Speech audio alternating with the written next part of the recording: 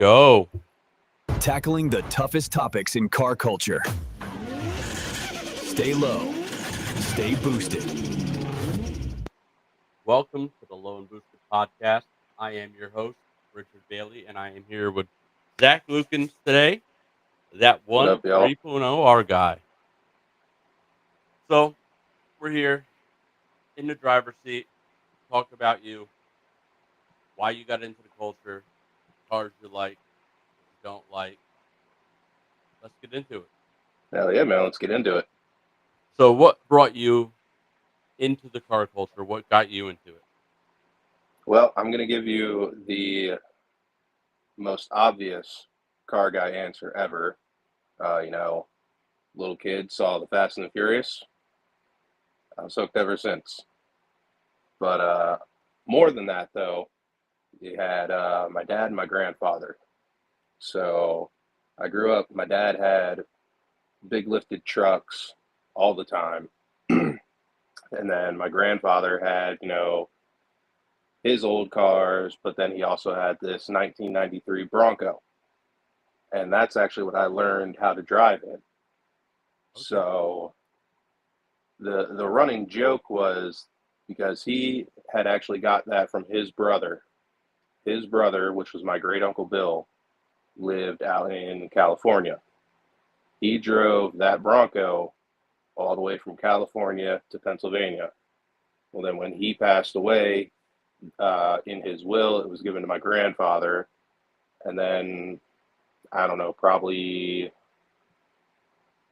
10 years ago, my grandfather was like, well, hey, Zach, you are the only grandkid that didn't go to college. And I feel bad because all the other grandkids, I gave them money towards college. You didn't go. What can I give you? Do you want the Bronco? I was like, oh, hell yeah, I want the Bronco. So that I got that. And then other than that, it was just like, in high school, you had other kids that had cars. Yep. And I was like, yeah, I mean, I like cars. Well, why not? So then my first car, I got a 1998 Subaru Impreza Outback. It's one of the hatchbacks. I actually got it from my cousin.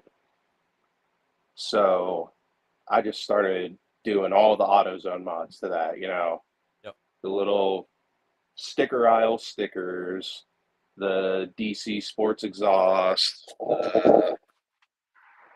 lowering springs, the whole 9 yards, man. Anything you can think of as a high schooler putting onto a little crappy economy car, I was doing it. Definitely. But yeah, then from there, I got into a little bit of everything. So I had a Volkswagen at one point, I had a Volvo at one point, I had an Impala at one point. It's like I've done a mix of everything. But then just about probably 6 years ago at this point, well, my last car before the one I have now was a Saturn SC2, and it was manual transmission. So I got really into that. And then I was like, you know what? I want to get back into Subarus. So I found this 2006 Subaru Outback down in Hanover at a motorsports shop. It was single owner. It was actually owned by the mother of the owner of a Honda dealership down there. So I was like, well, hell yeah, let me test drive this thing. So I test drove it, and I didn't even know what it was. I just thought it was an Outback. Yep. Fell in love with it. I was like, holy shit, this thing's fast. I mean, fast for what it is. Not like ridiculously fast, but I was like, hell yeah. So like I think it was like 7,300 out the door. Yep. Fell in love with it. Okay. So when you got Then, in it and drove it and you said it was fast, you weren't expecting that at an Outback. no, no, not at all. Because I remember my Impreza Outback, I was like, little 2.2 liter automatic. Yeah, the 2.2 was bulletproof, but it wasn't fast by any means. Yeah. But then you get into this 3.0R, which at the time I didn't know was even a thing. I'm like, holy shit, this is a station wagon. This thing boogies. 2 different cars, basically. Yeah. Yeah, yeah. So what have you done to it since you got it? So it's not a whole lot, but I mean, I'm building it slow. So I'm doing what I want when I want and take my time with it because I'm gonna have it forever. So why not take my time and do what I want when I want? Okay, So for the time being, it's mainly just aesthetic mods. So I got obviously I have the basket rack on top.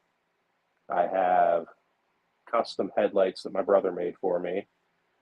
I put HIDs in it. I think they're JDM Star yellow fogs. I have the Rally Armor mud flaps. I've got 2015 cross track wheels okay. and nameless muffler deletes. And then I have a custom resonator delete. I think that's really it for the amount of like, mods. Yep. But I have plans for it. Okay. What are those plans? Do you wanna tell anybody? Keep it a secret? Give a little Oh no, teaser? it's no secret. Everybody knows I'm lifting it. I have Okay. I have half the lift kit literally actually sitting on the floor right in front of me right now. So I have the strut top spacers and I have where they ditch lights and the ditch light mounting brackets. I just need the wiring harness. And what else do I have? There's something else I have sitting around here and I just can't remember. But basically, going for the whole lifted overland off road slash rally car look. Okay. Definitely But gonna be something different that you don't see every day. exactly, I'm trying to like combine things. And this is the one thing I've never told anybody. I actually have been thinking about the idea of so the outside is going to be rally, overland, off road inspired. For the interior, I've never really wanted to do anything interior wise until I really started getting to look at Lucky, the interior of his Acura, his TL. I was like, what I've never seen is someone do an off road build with a VIP interior. No, no. How different would that be? Very different because all the ones you do see are slammed. Exactly. It would definitely put some eyes on it, be different. And Um, that's kind of what I'm thinking. I'm thinking, go with the off road. Everyone's going to think like, oh, rugged interior, bare minimums, or he's going to have some sort of like take the back seats out and put one of those wooden platforms in with the drawer system and yep. put a little foam mattress back there. No, I want to go off road on the outside, full VIP comfort on the inside. Okay. Okay. I could see the. It's almost like a yin yang type of theme there. You know. Exactly. Okay. Little Okay. best of both worlds. Oh yeah. Yeah, and definitely get people talking, without a Yeah. doubt. So we know what you had as your first car, what you have now. What is your dream car, dream build? What would it be if you didn't have to think about money? Money no option. The dream car has always been like a 2018, 2019 Porsche 911 GT3 RS for sure. Okay. That has forever been the goal. I probably won't ever see it, but if I had to have money no option dream car, that is the one. Okay. Okay. Myself is Eleanor. You know Eleanor? Yep. Yep. Dream car. If I had the money, I'd have an original and then I'd have one with new motor, new coyote, bells and whistles. The true like that's my dream right there. Oh yeah, for sure, man. I mean, what kid hasn't seen Gone in 60 Seconds? Yeah. Yeah. Exactly. I'm a Mustang guy at heart. Always love Mustangs. The Fox body's by far one of my favorite cars. Had one. gonna get one again. So now when we get into the whole car thing, if you can do anything right now to the one you have, besides what you told us, what would you do? Ooh, you know what? I would consider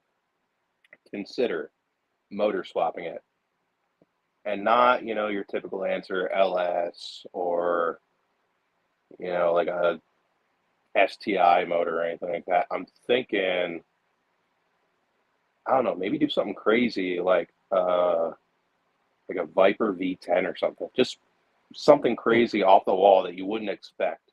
can you fit that in that car? I don't know, but we could try. Yeah, yeah. Okay. Because I mean, there's a guy on, I want to say it's TikTok or YouTube, maybe both. He has, I want to say it's like a 98, 99 Impreza that he put, what was that? Oh God, I can't remember. I think it was a Lamborghini motor or something like that in his. And like obviously it was tall as shit, so like it didn't fit in the hood. Like Yeah. he had to custom cut the hood for it to fit, but he got it to fit in the engine bay. Okay. Okay. So That's I think wild. something wild like that. And then there's also a local guy. I saw a bunch of people post his car from down at Carlisle, same color and era Outback as mine, and he has a Ford. I think it was a 454. Okay. It was stuffed in there, and the only cutting he had to do was for the top mounted air filter, like over the carburetor. Just enough, just a little bit of a circle, so that would fit in the hood. Damn ear pod. Okay. Yeah, it's definitely different. Uh would get attention for sure. Um Other than that, what do you do in the community car culture wise? What are you involved in? All that good stuff. So lucky that'll be in here in a little bit. Obviously, I mean you and I both know, but for anyone that's watching, we're a part of Unnoticed. I'm their PR rep. Um, we kind of give a voice to the unheard, the unseen. So everyone nowadays has their cliques. So you got your truck guys, you got your muscle car guys, you got your exotic guys, you got your old heads at the meets, the Burger King meets. Yep. You got your stance boys, you got your hot boys. You got the Subaru Ev- boys. Everyone's got their own little cliques. Yep. We want to be there for the people that don't have a clique or people that don't feel they belong in the car scene. You belong in the car scene. Yeah. We all Doesn't do. matter if you have a stock Dodge Stratus or if you have some crazy, ridiculous lifted Ford F-350. If you feel you don't fit into these other groups because of whatever reason, come join us. We want you. Where can they find you? So you can find us on TikTok, Instagram, and Facebook, The Unnoticed Shows. Okay. I mean, that's easy enough. Crossed all of Yep. them. Um, Now, is there any criteria to joining? Is there any vetting? Anything like that? Nope. No criteria. If you are a good person, you have good vibes, and you're here to further the car community, we want you. Like, we Okay. want to spread this countrywide, if not worldwide. We want to bring back the old days of the old car scene back in the early 2000s where it didn't matter what you have. If you're there and you've got love for the car scene, that's what we're here for. Okay. Hold on one second. There we go. Somebody calling me. But so you have members here in Pennsylvania. Where is your furthest member from? So we've got Tech Trek Adventures. He's over in California. And then we have my boy Stagia Style up in Canada. Okay. And from the top of my head, I think those are our two furthest out members. Wow. That's all the way across the country, all the way north. Crossing the borders. Exactly. Start to being worldwide, right? Exactly. We're getting there. We got our foot in the door. We're just waiting for more doors to open. Okay. Now, do you guys have any plans coming up? Any events at all coming up? So yes, actually, this coming Saturday we have a trunk or treat. I believe it is in Berwick, Pennsylvania. Um, I want to say it is at. I don't have it in front of me, so I can't really tell you offhand. But I think it is going to be at. I think it's a T-Mobile. It's where when Lucky gets T-Mobile. in here, Yep. Metro he'll tell you. T-Mobile. Yeah. Okay. Anybody can come. Kid Yep. friendly, family friendly, like the Kid culture's friendly, supposed to family be. friendly. Yep.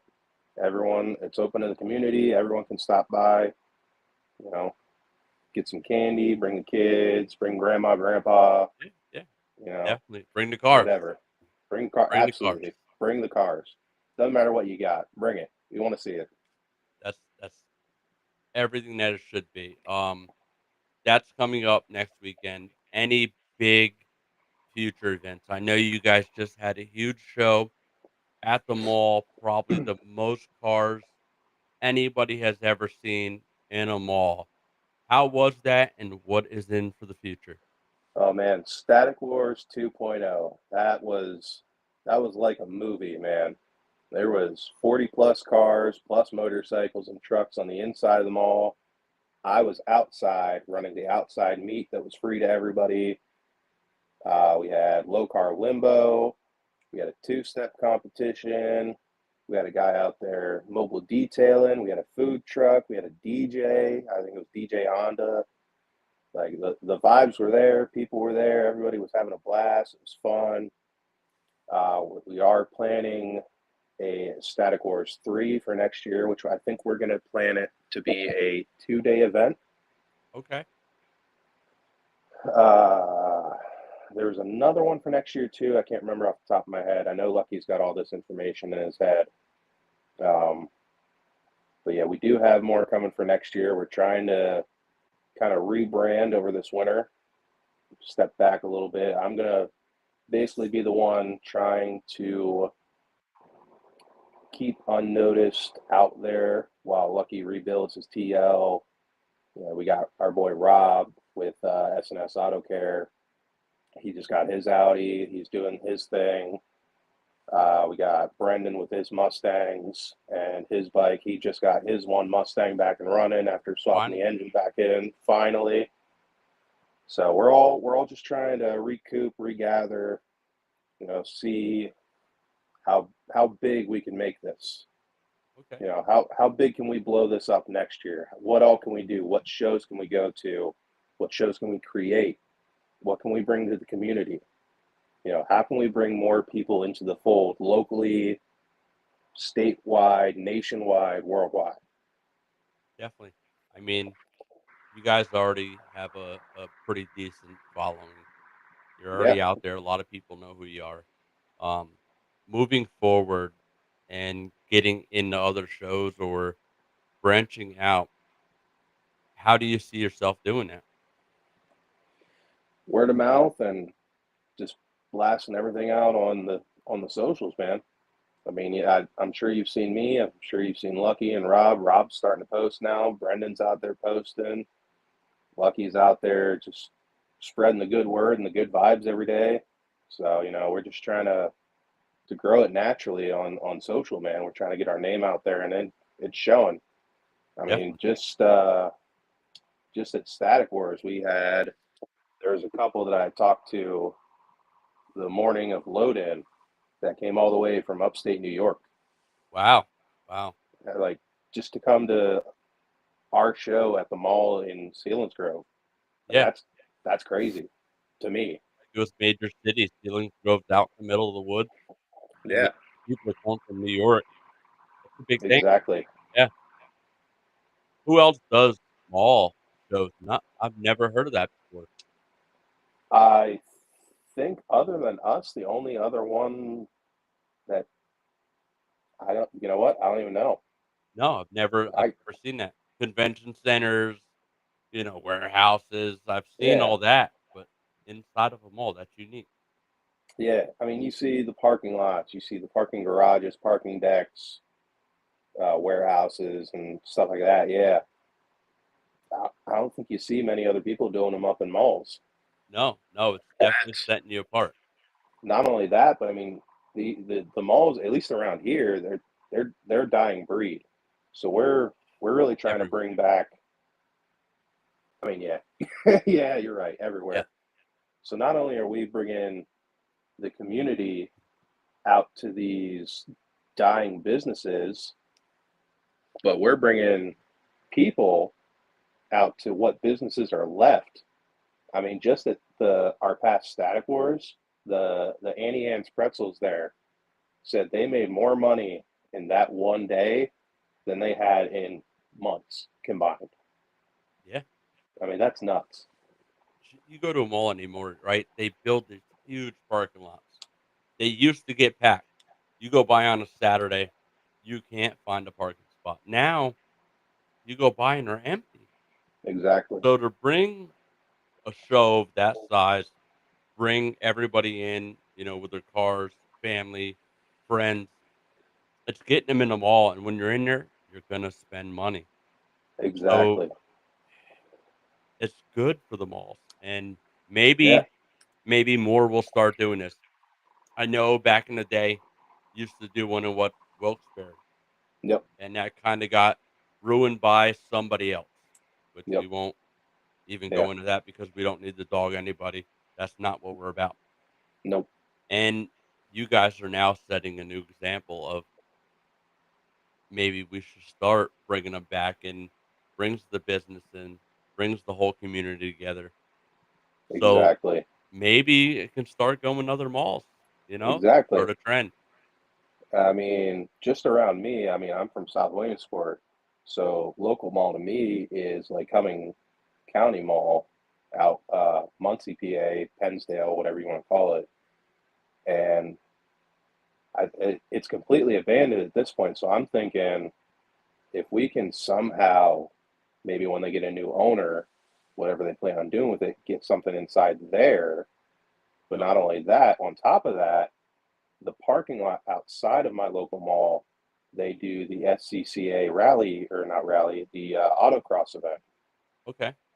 So I mean, it's already car event oriented. Yeah, yeah.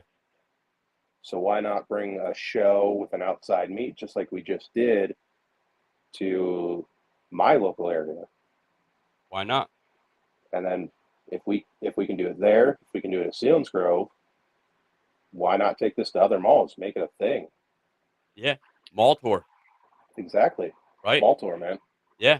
Now, when you guys are doing shows, what is your biggest challenge when it comes to putting on a show? Uh, time frame. Time Okay. frame, man. Getting everybody to get there at one. That was our biggest thing with this last one. I mean, I can't tell you how many times we put these posts out, and it's like, be there at this time.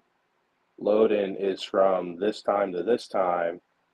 So if you're not there between the 2 hours we're giving you for load in, Yeah. I'm sorry, but we're past what we were allowed by the location to load you in. We can't load you in. People tend to forget their watches. What can we Yeah, say?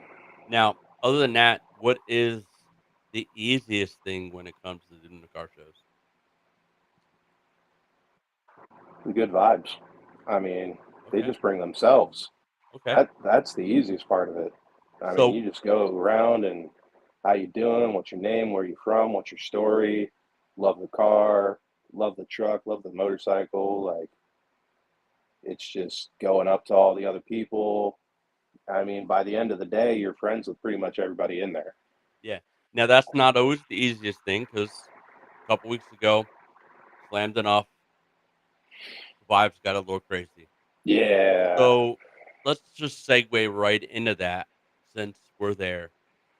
What can you do to prevent things like that from happening, or what do you think caused something like that to happen? I mean, from everything I've been seeing, man, it's this new generation that I'm going to call the TikTok generation. Like, yeah, I'm on TikTok too, but I'm not out here at local shows acting a fool just for my 15 seconds of clout. Yep. You know, I'm there to enjoy the cars, the community, the show, the whatever's going on, but I'm not out there jumping on top of gas pumps to, oh, look at me, I'm on top of the gas pump. Like, no, just Yeah. chill out. So at your shows, how can you prevent something like that from happening? You guys run security. Um, what do you do to try to prevent things like that? I mean, not even just that crazy, burnouts, excessive revving, just stuff like that. I mean, what do you guys do? So, I mean, for myself, from my point of view, for the outside section of our most previous show, I was running security. Now, yes, we also had mall security, Hmm. but I was running security, and then we also had, the two-step competition, which was allowed by the mall. So Okay. it's like you can get your revving out of the way, join the two-step competition. And it's a contest. You win something. You win $50. Yeah. Yeah. Congratulations! You got, not only did you get your 15 seconds of fame, you got the revving out of your system, and now everybody's staring at you. There you go. Yeah. What more could you want? And you got $50 if you won. Yeah. I mean, that works. Now, when it comes to security, a lot of people don't know is if you have an event out in a parking lot, you can go to the local police station and hire an off-duty cop to Exactly. sit at your event, which will keep people acting right. It's Yep. sad. It's like in school back in the day when a teacher walked out of the room, right? Everybody Yep. starts acting a fool. Yep. Teacher comes back in the room, Yep. everybody acts right. It's Everyone's, hey, it's shut up, teacher's back, teacher's back, shut up. exactly, it's that easy. You know what I'm saying? It's bad that now that we're adults and you get people that are adults and we still tend to act a little stupid when we don't have Mm-hmm. authority around, but it works. Exactly. It does. It's just that presence of power is what I would call it. You Yeah, know, hey, don't do something stupid. You got a cop sitting right over there. yeah, yeah, for Which sure. for us at the outdoor show, I mean, yeah, I mean everyone's going to call it a rent a cop, but I mean mall security alone, just having the vehicle there with blinky lights on top, I mean that's enough to stop you. Yeah, yeah, It's just that mental thing where you're like, oh shit, there is some sort of authority sitting right there, staring at us the whole time. okay. Now, on past the stupid stuff, what makes Yep, your shows better than others? What do you guys do different, or what do you have that other shows may not that sets you apart? good vibes, man. I'm telling you, it's you go to these other shows and it's like, yeah, there's cars there, but it's like no one's talking to each other. Yeah, you got this and that going on, but it's like everyone's got their own little groups and everybody's kind of doing their own thing within the show. Whereas with ours, it's like we're going around bringing everyone to us to bring around to everybody else. So I gave a megaphone to Lucky at the show to walk Oh, around oh, inside the mall and outside the mall. So you had Lucky and a couple other people, Brendan and Rob, walking around with him in the mall and outside the mall, just on the loudspeaker, saying whatever he wants to say, okay. which could have been dangerous, but I trusted him Yeah, and he yeah, did good. But yeah, I mean, he was walking around. You had people, laughing at Lucky being Lucky. So, you get people following him because they're like, what's he going to say next? yeah, So you yeah. got people following him. They're looking at all the other cars. By the end of the event, you got all these people are like, oh, hey, I love your car, man. Oh, yeah, your car's sick too. Okay, okay. I definitely in when it comes to the more of the smaller car shows by the local promoters like you guys, Downshift Nation. There's a few other little local promoters. You Hmm. find that culture, that interaction at them shows. I see at the bigger shows is where you tend to lose it. Exactly. I don't know if it's because the show promoter isn't keeping the interaction, making it more of a community environment, and you tend Yeah. to get that little groups here and there. Yeah, no, And I agree with that 100%. that's what we're trying to do here is bring it back to the grassroots, bring it back Mhm. to the community, bring it back to where it all started in the smaller sections, and hopefully bring that culture and that community back into the big picture. You Yeah. know? So actually, the first show I ever went to with Unnoticed was, ironically, a mall parking lot with a company that I'm not going to name because I'm not going to put their name out there. But it was so big. It was a ridiculously big event. It was huge. They had their own DJ booth. They had their own little booth next to the DJ booth. They had their own people, their entourage. They even had like the model chicks walking around. Huge event, but it's like it was poorly planned. You didn't have anyone walking around. They all stayed up at the booth. Yep. They kind of walked around with their own little posse, did their own thing.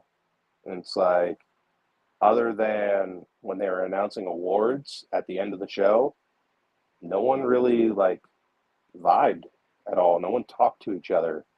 You Yeah. know, you had all the different people that parked with each other throughout the show, and no one was really intermingling. So it's like, and that's what we want to happen at our shows. We want people to go talk to other people, and it just wasn't like that at that show. Yeah. You kind of lose sense of the culture at them bigger shows. The Yeah, community's gone.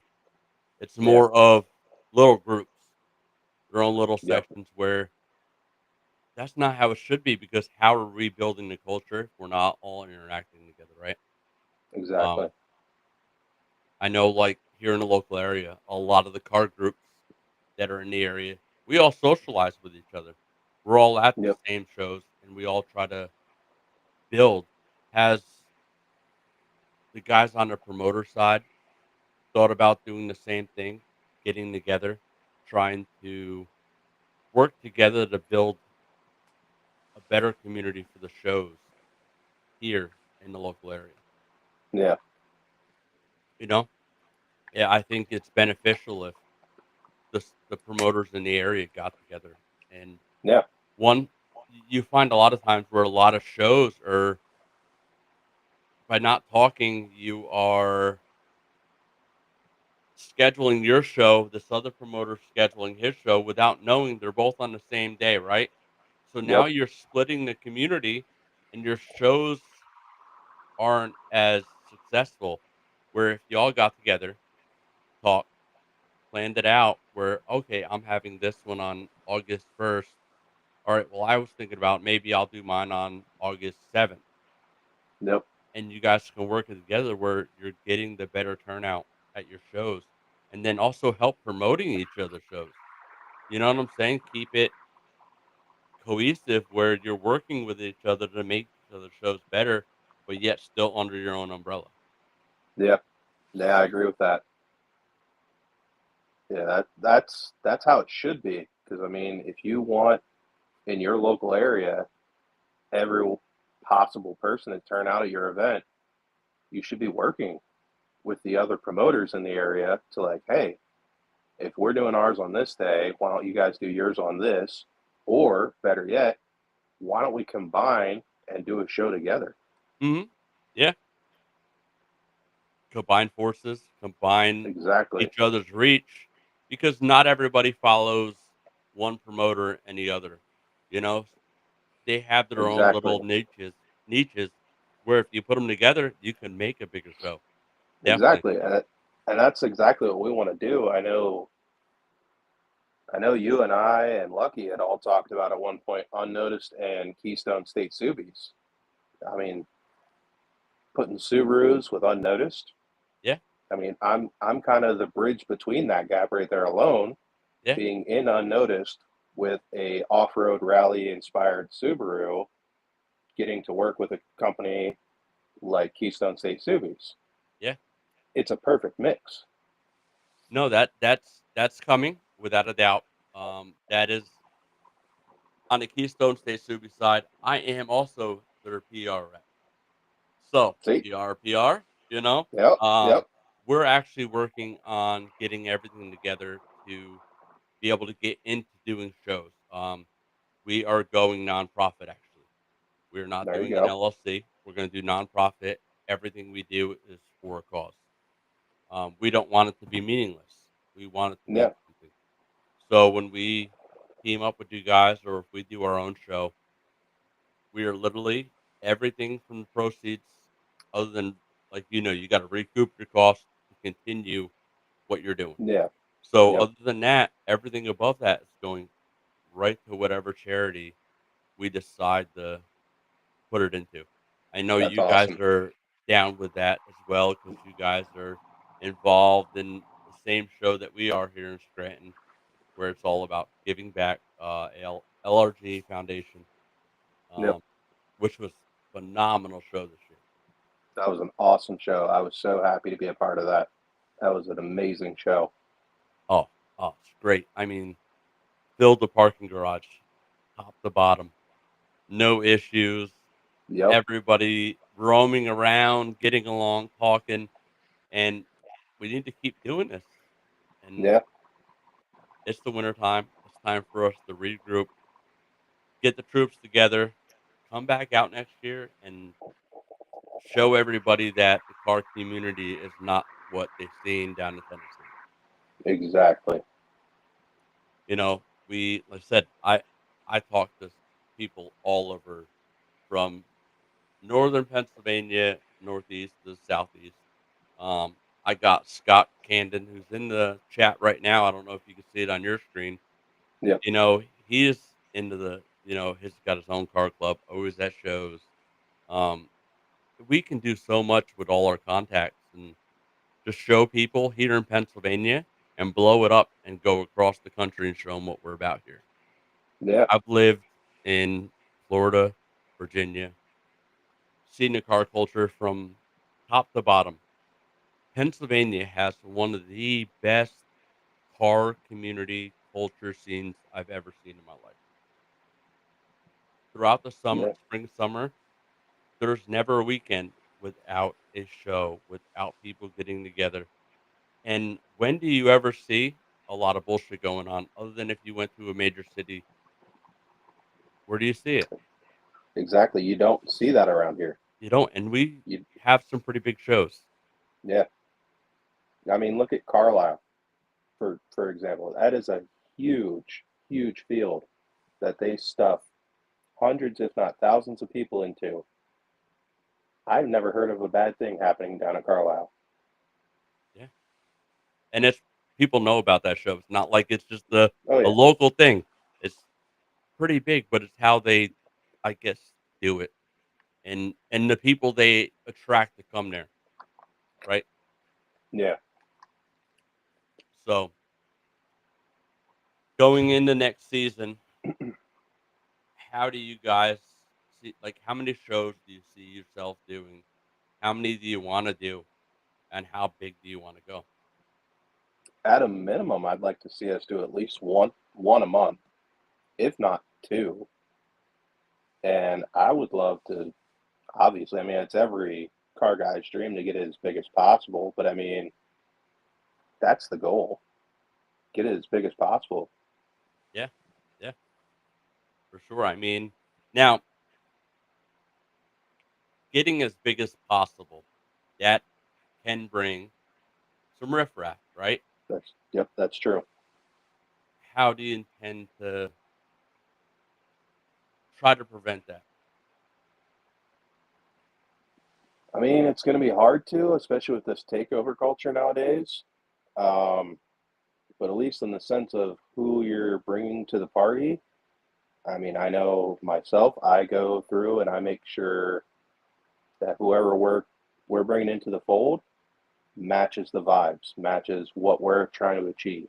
Yeah, I don't want to look at your page and see you're doing slideshows and takeovers and okay, you're out. Like I'm not bringing you into this if I know that that's what your whole vibe is. yeah. That's all you're posting about. Like no, you're not going to be a part of this because you're not for what we want.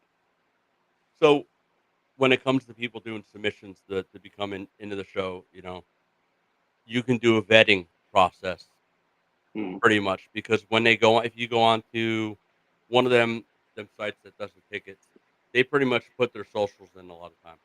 You can go onto their socials, take a look, and if you see something you don't like, you don't approve it. Yeah, Agreed? exactly. Yeah. Yeah. So we got lucky here coming on in a few minutes. He just said he is driving home.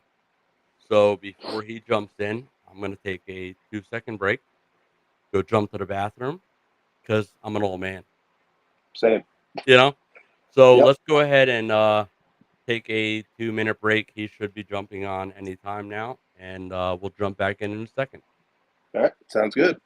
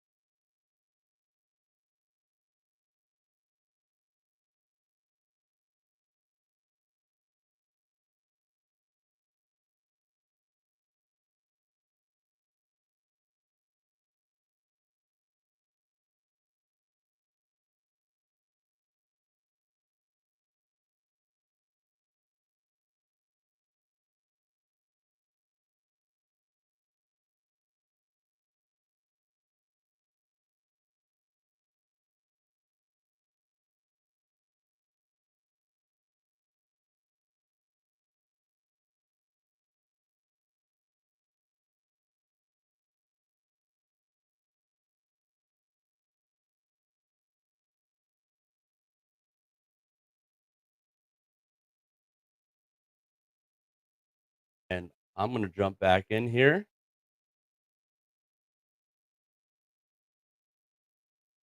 Here we go. But yes, you are correct. We need to start giving the takeover trap a negative feedback. Um, so, Scott, if you're still there, how was the show today? Did you win anything? Did you win a award?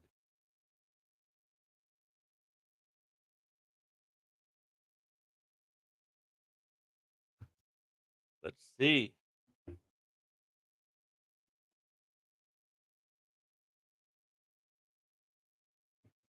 Yeah, this is why I had to use the bathroom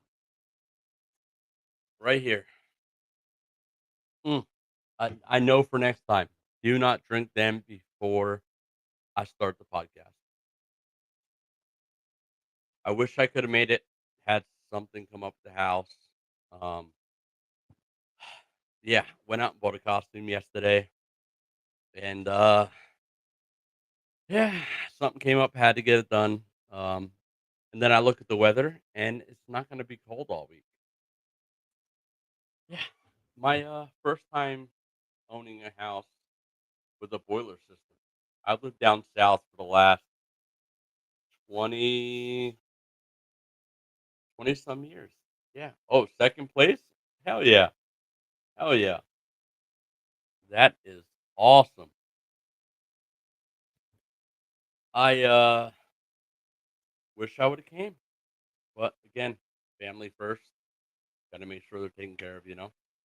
Um all right. It looks like we got Zach getting ready to come back in. Zach, give me the thumbs up when you're ready, bud.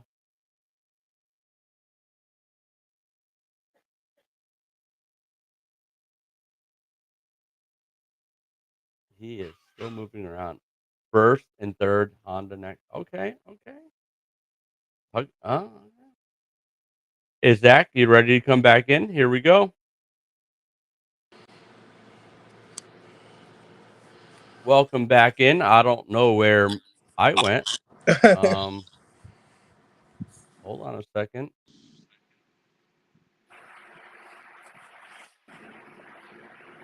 There we go. All right, back at it. So I was just looking at the chat here. Oh, Looks I like can't hear you. Scott went to the Deceptive show down to Carlisle today. I was supposed to be there. Had a family event. Had to get my boiler working, so I couldn't go. But he said it was pretty good, man. You ever been to a Deceptive show? I have not, but I have heard of them. I've never heard bad. I know they have great events. Always are on point. Um, like you guys, everything is coordinated well. You come in, there's communication of where everybody's parking, which is huge. It's not just a Yeah, free for all.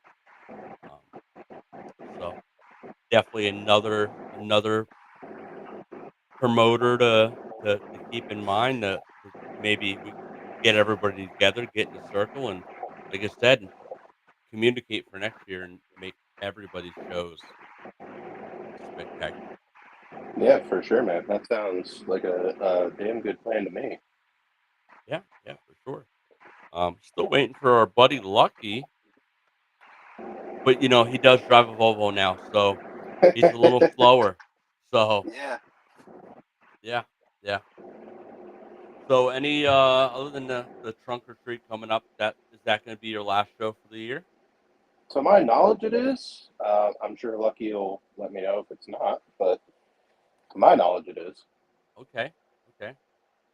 You attending any of the shows this year? So the trunk or treat, I won't be able to be at because I'll actually be on vacation with the family. Okay, Um, but anything next year, yeah, for sure. I'm going to try to be at least as much as possible. okay. So we have a promoter doing his last show of the year coming up November 1st. Um, trying to get everybody at this show. It's down in Reading, Downshift Nation. It's his last show of the year. Have you heard of that one yet?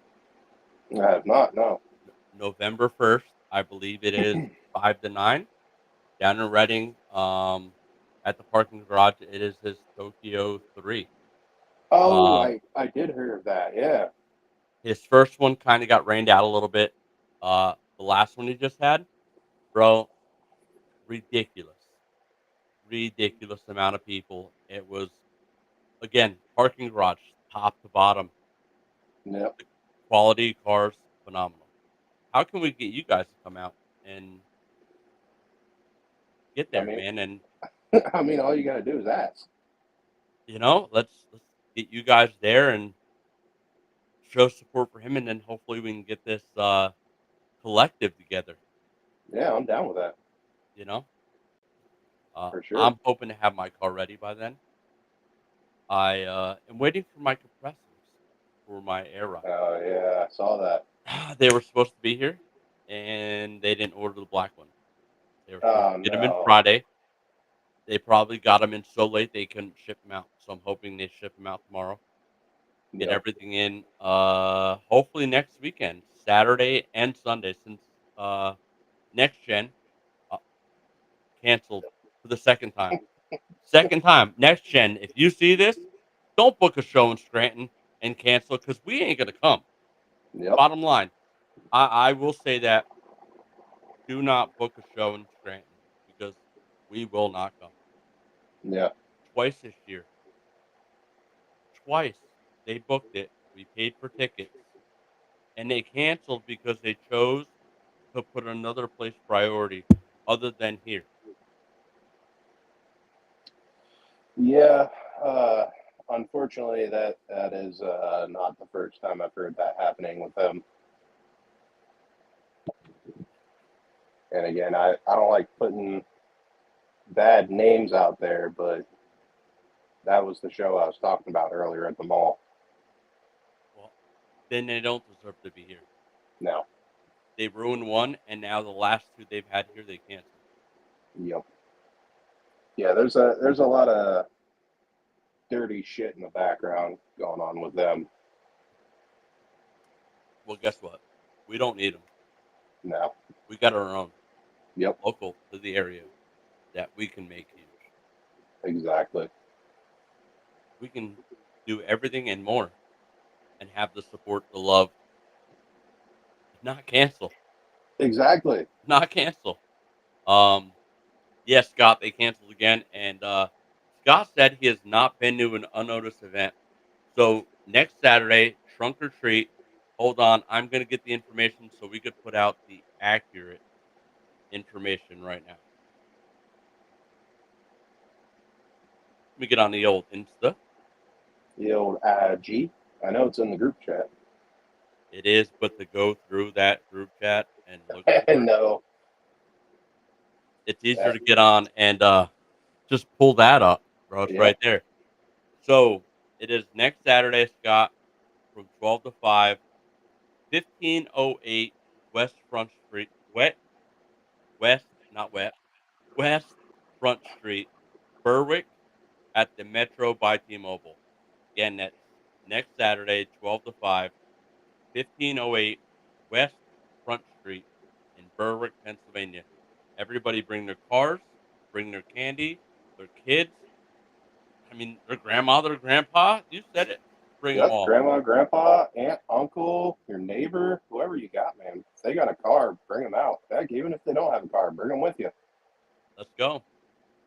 Scott, I will send that to you, buddy, right now before I forget. Because if I don't, I will forget.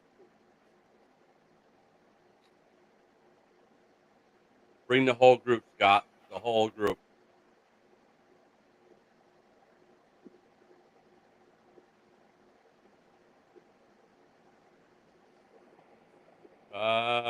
Why can I not find you in my Facebook?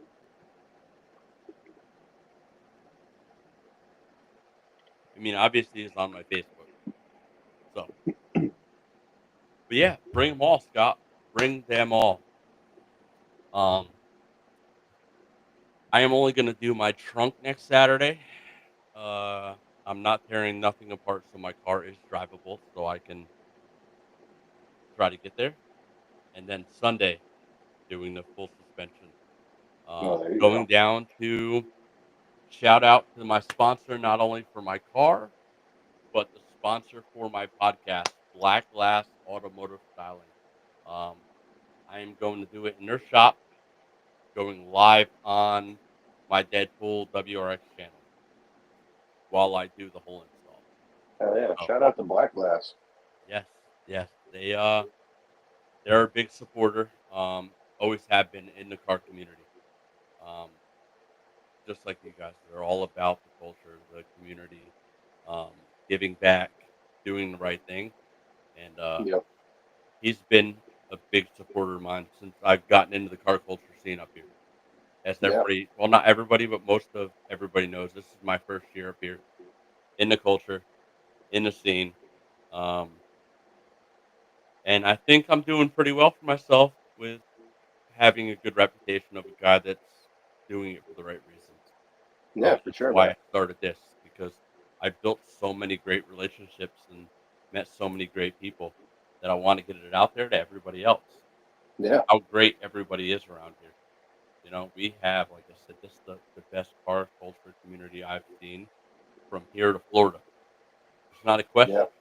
Florida may have a long season all year round, Yep. like up here at all. You know, it's definitely set apart from what I've seen. Um, Yeah. has to do with the people. Yeah. Different breed up here, man. It's one culture, one community. Exactly. That's You how know, it should be. yeah, yeah. I mean, we all meet some people that we don't like, that we don't think is right for the culture, but Yeah. few and far between up here in the right communities and shows. You know, Exactly. we still have our areas that are Uh, the some of the younger crowd that still does some of the stupid shit, but Yeah. they're not as bad as a lot of the others. Florida, it's everywhere, Oh yeah. everywhere. Virginia, there's just no car scene. It's Really? it's That unless big you're of a going to state? DMV, right? Which is they get wild. Again, they get a little crazy. But I was down in Richmond, south Hmm. of there. Yeah. It's not real big. They don't have a lot of car shows every weekend. They That don't blows have my mind. this. Yeah, yeah. It's not as big as here. They have a lot of like drive-in meets where they're meeting at restaurants. A lot of pop-ups, but they're good pop-ups. Yeah. You know, that's part of the culture, and there's nothing wrong with a pop-up as long as Yeah. you handle yourself correctly because it's a big part of what we are. You know, it's when the Yeah. pop-up goes from a pop-up to a takeover. So, uh, yeah, it's just different, man. Different up here. Um, we are still waiting for our boy Lucky. What is he doing, bro? Did that Volvo like hit Oh the God. brakes or what, bro? Don't don't put that kind of bad luck on him. He's already had enough of that. Yeah, no, no bad luck. I'm not saying it. The breakdown. I'm saying what he Yeah. like. Go grandma mode on us. He might. I mean, it's a Volvo, so Yeah, yeah. taking his sweet old time Inactivity. with it. What does this mean? Hold on. So I am not only am I live here, I am live on TikTok over here, Hmm. and it's telling me I'm inactive, which is stupid. How are you inactive when you're currently live? Over on the other screen, in the other camera, I don't know. Probably because I'm not interacting with the chat, which is all good. Uh, Um, yeah, I blinked out for a second. blinked out. Yeah, probably. Uh, I like having this. I just figured this out how I can put the chat over here in the screen. Can you see that on your end? Yeah. It's pretty cool because I don't have to worry about looking at another screen to see what everybody's doing.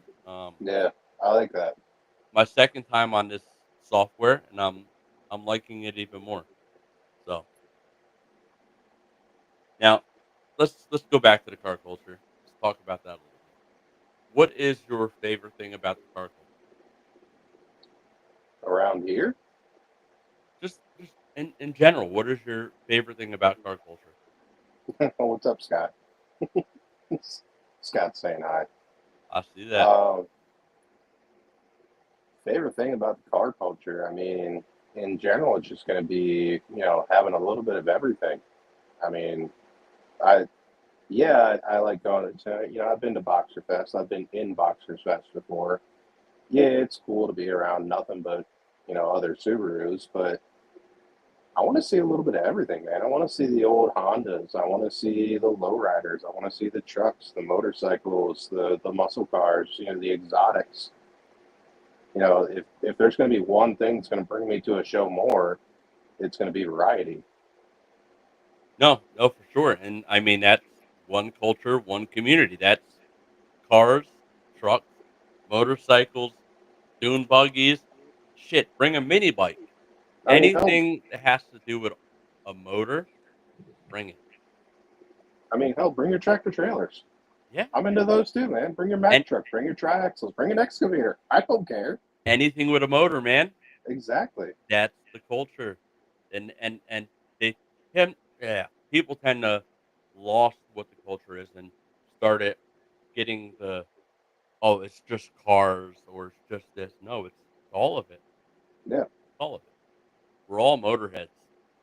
In one way, shape, or form. Yeah. It just something else trips your trigger, then that's what you're into. If you're into golf carts, you're into golf carts. If you're into, I don't know, Volkswagens, you're into Volkswagens. Yeah. You Hey, know. and Scott's right. Building cars is an art form. It's an Yeah, extension of your personality. I mean, that's true. it really is. Um, Look at all of our cars and look at some of the things we have in our house that are around us in life. You'd be like, oh, that's where you did that to your car. That's why you did that. Um, Yep. yeah, yeah. Mine's sleek and beautiful. I mean, look at me. Yeah. But no, it definitely is. And it's a good mental health thing. Yeah, People don't realize what the car culture does for people's mental health. yeah, Um, it makes us feel better. It makes us feel part of something. Um,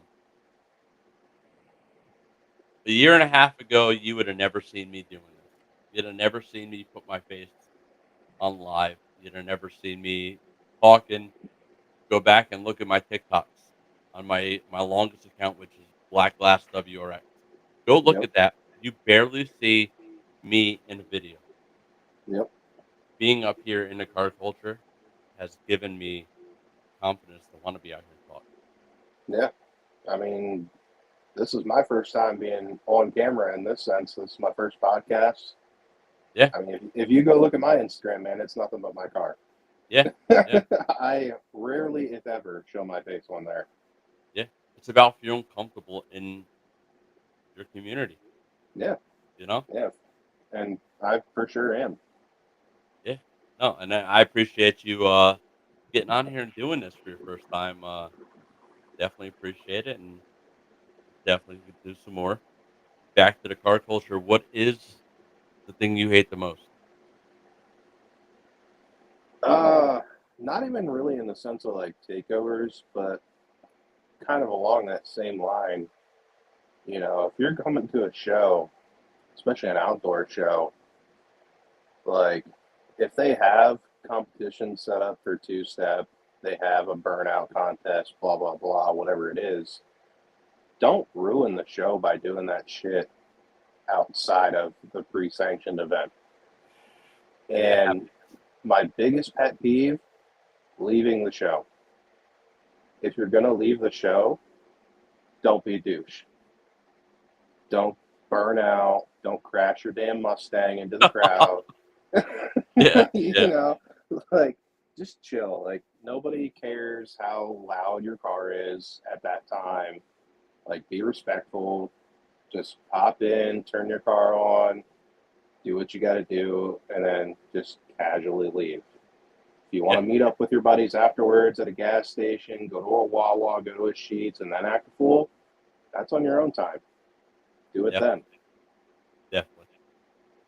If there's one thing other than that you can change, what would it be? Oh man, get more people out to them, man. I mean, this new generation. I mean, we got to bring them up the way that we were brought up, man. You know, get them out there, get them turning a wrench. I mean, get them doing something car oriented. You know, bring them to Yeah. a car show, even if it's a little Burger King show like I have here locally. Bring them out. I know it's the same 25 old guys that have been there for the past 50 years, but I mean, bring them to it. Let them Yeah. see the old heads. Let them see what these guys have been doing for the past 50 years. Yeah. You know, let them get interested in that. And then if they're interested in that, bring them to the Tokyo show, bring them to an Unnoticed show, bring them to a Keystone State Subi show, bring them to STPR rally up in Wellsboro. Do something, get them Yeah. into some cars. There's something for everybody, no matter what you are into in the car community, that you Yeah. can get kids in almost anything. Growing up, I'm sure you remember a lot of swap meet car shows. Yep. A lot of them where they were either like flea market type thing, and that brought a lot of people in because it was not only bringing the car people in, but it was normally at a flea market where it was bringing the regular community in, and they got to get involved into the car community. And people that Exactly. Yeah. weren't got them into it because they seen somebody's cool car or talked to somebody, and they told them, "Hey, I did this, I did that," and it got them intrigued and brought them into the community. And I think Yeah. that's the biggest things we got to start doing is talking more about it, talking to the kids. Maybe start having school days where we set up with schools to have a little car show at the Yep. school for kids I mean, hell, me during and the my school year. buddies. That's something that to get the kids into it. That's what me Just and my buddies did back in high school. I Yeah. mean, that's around the time that I was really starting to get into them anyway. That's when I got my first car. So we would basically, an unsanctioned, but kind of had our own little car shows at school, before school and after school. Why don't we, right? You guys already know how to do a lot of the permitting to get into it, right? You already Hmm. have the stature where if we went to schools, why don't we start going to schools and try to get schools to give us permission, like during a recess, to have our cars out there to do a little car show and talk to kids? Because there's a lot of kids that their parents don't have access to a car or don't have the means to do it because they have to work. There's many different things that why parents can't get the kids out there. Yeah, And if we started going to schools and doing these little events, we can keep the culture going and getting the kids involved that aren't already being brought to car shows because of whatever reason that is. yeah, for sure, man. Ironic that you say that, because before we had the trunk or treat set up for this upcoming weekend, Lucky actually left it up to me before that, and I was talking with him, and we were going to try to get it a trunk or treat set up at a high school so that we could get the local community of whichever high school we went to involved with it. Yeah. Early high school, get into the elementary, the Yeah, middle, because I'm sure these little kids, no matter if they're in the cars or their parents are in the cars, whatever, will be excited to see cool cars. And I'm sure it would just get them intrigued just to start looking at more. Because I know when I was younger, not even knowing, I would just see something cool and I'd wig out just because I seen a cool car. yeah, yeah, You for know, sure. nobody. Who else is doing that? Who else is doing this where they're going to schools and getting little kids involved? There's nobody doing it because why? They're all focused about the bigger thing and focused on the dollar, right? Yeah, yep, And that's all they're worried about.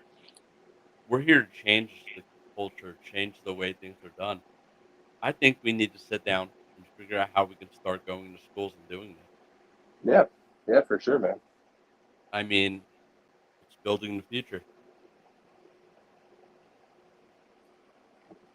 So with that being said, I got a message. Let me see what it says here. Oh, or somebody just texted me on my phone that must be listening in. Virtual car shows where maybe even if we can't do it at the school, right? And it's something we can have a link to where we're doing a virtual car show or put something together. Because I know sometimes the school don't want to allow, Yeah, they don't know because it's kids, and if they don't have everybody vetted, they don't want to allow it to happen. Right. Something like that nature of doing a virtual car show. that could work too. Yeah, Yeah.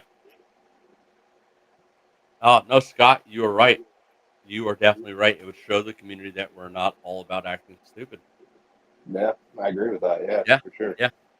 Again, we're doing two things at once there, keeping the kids involved and showing the community what we're really about.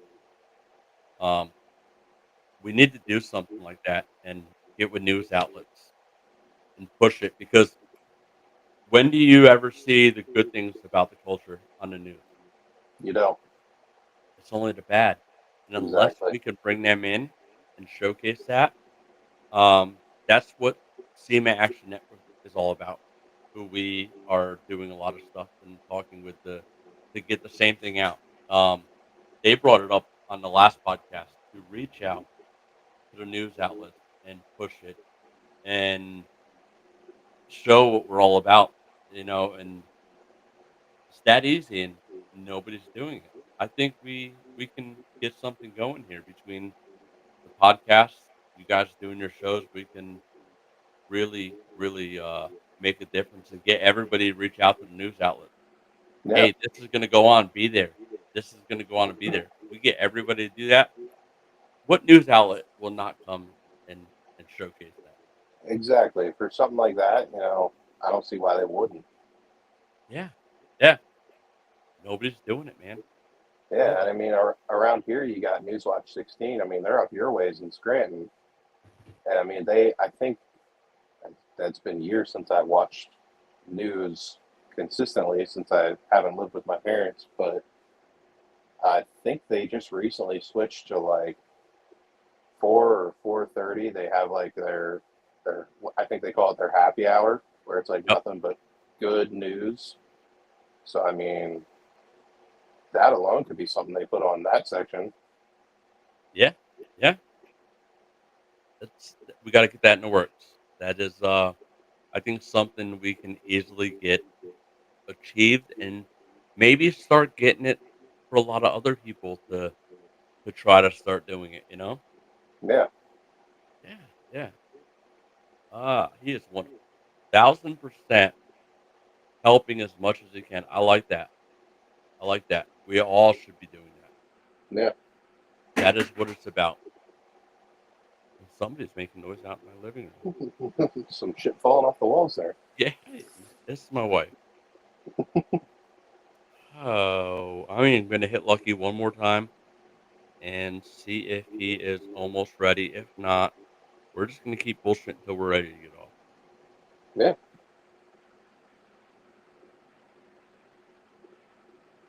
Anything, any topic you want to touch on? Anything you want to say? Anything on your mind? Um, Not really. No, I don't really have anything going on other than Okay, my cat over here pissing with me. okay. So we know what you got into, why you're in it, what you drive now, what your dream car would be. What do you do for fun other than cars? Ooh, damn good question. I mean, I collect Hot Wheels. Um, It's cars, right? but I mean, yeah, that's still car related. Um, I mean, on the occasion, I mean, for a hot minute, I think everybody has their 2 week Minecraft run every once in a while. I Okay. I still do that. I still Can get I my tell little you I've mine. never played that? So Oh, you need to play it. You yeah, need to play it, never. man. It'll change your life. Nope, But of never, course, I never done it. I did 3 years in high school of architecture and design slash AutoCAD. Okay. So something in my inner teenager self likes that because it's kind of building and design and architecture related. So Okay. yeah, that was my first passion. I thought for sure I was going to be an architect. That So that I've never I've happened. taken your class, but never done that. I've always been into the shooter games. So I've always been Call of Duty guy, Hmm. Rainbow Six. Um, I tried playing Fortnite. No, Yeah, no, no. yeah, I did. I played that for maybe a handful of times, and the same thing. I was like, not for Yeah, me. 'cause that's my other passion. I love gaming. Yep. Haven't done it in a little while because I've been working up here, and I got into the car culture again and got into the community, and that was taking my time because on the weekends when it's nice out, Yep. going to car shows. Wintertime's Exactly. coming back up. Uh, the podcast is going to be the focus, Yep. but I'm gonna start getting back into gaming a little bit. Maybe do a little of that, on a Saturday, Sunday afternoon, whatever. Um, that's my other hobby. There you go, man. Yeah. That's what I built this whole PC setup for that I have here was That for gaming. And now, amazing PC setup you've got. thank you, thank you. I got it last year. My wife at the old house did a game room for my birthday. Completely decorated it. Looked phenomenal. Came home and it was completely done. Nice. She is the one that put the bar together. That's all her. Hell Um, yeah. she's gonna get the. Oh, wait, you couldn't see the bar. Let me go this way. There we go. I forget that my camera follows me, and if I move out of the way, it's gonna keep going. It just, tracks me. So yeah, she put the bar together. She is working on doing a wall thing back there and some other stuff. She's got free range. I don't get in Yeah. her way. It makes her happy. She loves to do it. So, and I got to give her credit. And then I have all my All right, let me go. That all my stones in the cabinet over there. I love my crystals, my stones. Um, if you ever see my tattoo, I have a crystal on Yep. my hand. Um, Oh, got more. for me, it's horror movies. That I I love horror guess movies. because I mean, right here, I don't know if you can see that, Yes, yep. but I got Donnie Darko right there. I've never heard of that. Who is that? Oh man. So, oh man, I can never remember the actor's name. I want to say it's not Tobey Maguire. Jake Gyllenhaal. Okay, yeah, yeah. So Jake Gyllenhaal plays the main character in that one as an excellent, excellent. It's a horror movie slash thriller slash I guess like mindfuck. I Okay, mean the whole story. I mean you'll have to watch it like 3 times to even try to guess what the movie is even about.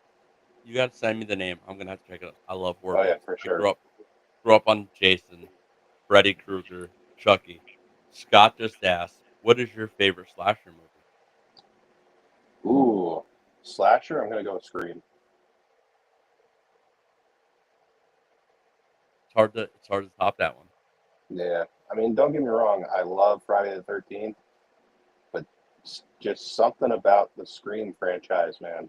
Wayans, Such, it's the Wayans, bro. such. Yeah, that's true.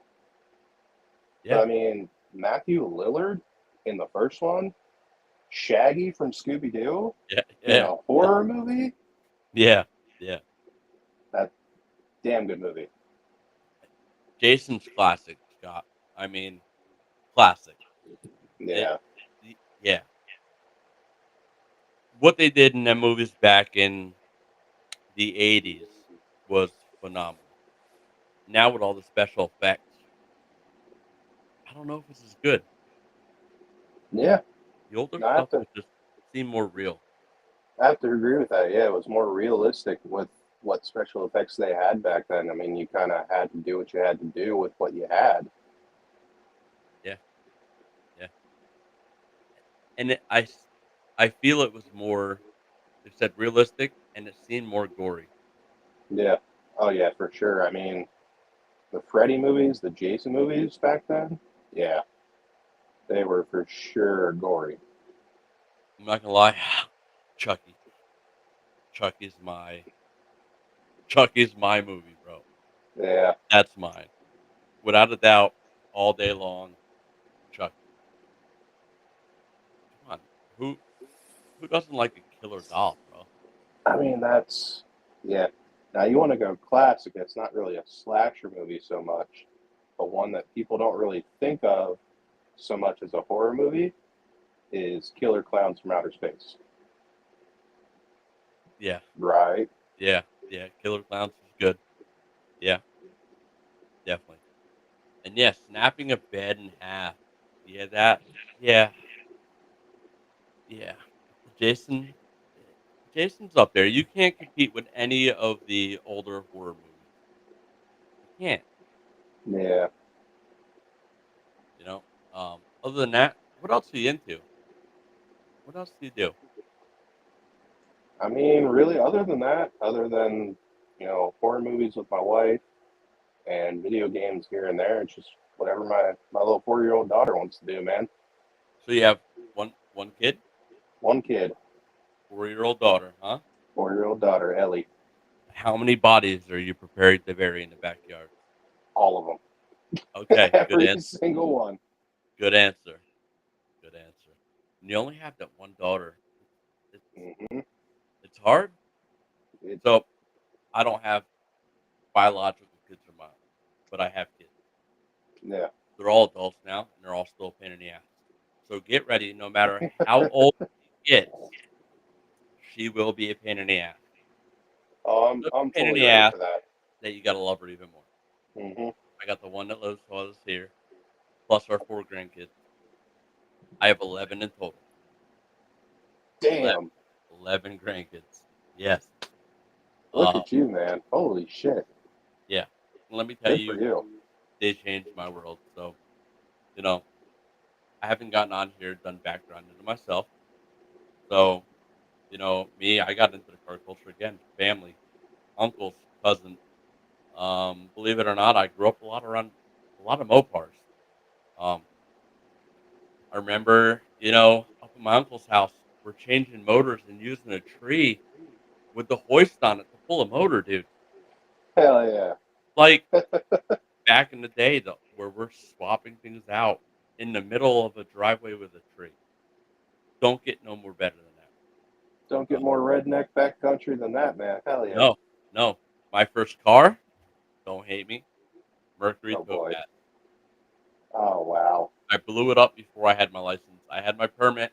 My buddy was in the passenger seat. We were going to Botec, and we blew it up going up the hill on 84 going to Goshen, New York. Blew it up. Um, Damn. my favorite car, I already said it, Eleanor, if I can have the money. But growing up, I've always loved Mustangs and box bodies, without a doubt. Um, was my best. And Lucky's going to join here in a minute. But yeah, love Mustangs. I don't care. Will always be my favorite car. I had a Hey, you and me. 2019, which was one. It was a dream car. Loved it. Traded that in for my Subaru back in January because I got tired of getting stuck in the snow. I Yep. regretted it at first, but now I have no regrets. I'm in love with my car. Oh yeah, And, for sure. yeah, I'm here because it is for the love of the cars. And without further ado, we are going to bring in our guy, UA6 VIP, Lucky himself, the man of the unnoticed car show. Here we go. Lucky, What's up, Hey. y'all? welcome in, bro. Thank you How for are being. you? I'm sure you know this handsome guy up here in the corner. Yeah, that's my Yeah. guy right there. Welcome in.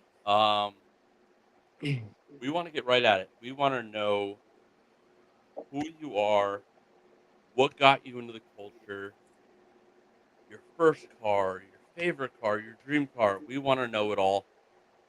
Let's go ahead and start with what got you into the culture. So, what got me into the culture, to be honest, was well. First, I'd like to say thanks for having me.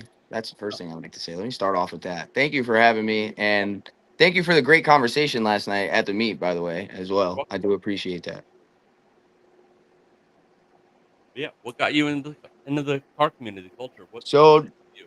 just like growing up, so my uncles had like trucks that they were always working on, whether they were work trucks or like just project vehicles around that, like the property or whatever. And then they did have my one uncle had an Al Camino that was like all done up. It had like the funky hydraulic suspension that did all the cool stuff. Yeah, And then he had a monster truck back in the day. Like it was like a super big lifted, I think it was the Z71 Silverados, like the box body, yep, and he had one of those like jacked up all crazy with like these huge tires that were like as big as me at the time when I was a kid. Now I know they were like 33s, but for me it was a monster truck. You know what I mean? yeah, yeah. But so I kind of just grew up in the culture. I lived in Allentown, Pennsylvania. That's where I was raised, and I grew up around a lot of Hondas, like a lot of souped up little Toyotas. My grandma had like a Toyota Tercel, and like I just kind of grew up in the culture. Like I was raised in the culture. Okay, what was your first car? My first car was a '99 Accord EX. I see that. I see that. Yeah, that was my first car. If I tell people about it all the time, I am not in any shame. I got the car when I was like 12, 13, and it had cut springs. And I drove that car for a long time on those cut springs. And like I it was a different time back then, you know what I mean? And Yeah, like that wasn't like frowned upon back then. Back then everybody did it when they couldn't afford coilovers. yeah, So yeah, but yeah, that's how I started out. My little Accord. It was a little 5 speed. It had like little subs in it. You know what I mean? yeah, It yeah. was nice. So I had a Prelude back in the day, '91 Prelude, and I didn't have Hey. gut springs, but I had the compressors on them. Okay, okay. Yeah, worst fucking ride ever. Worst fucking ride.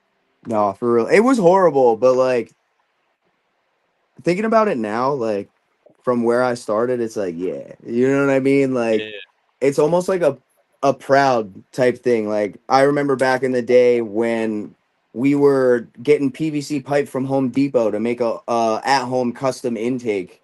You know what I mean? yeah, And nowadays that's like frowned upon. But like back then we were like 15, 16-year-old kids and like that's all we were able to get. yeah, yeah.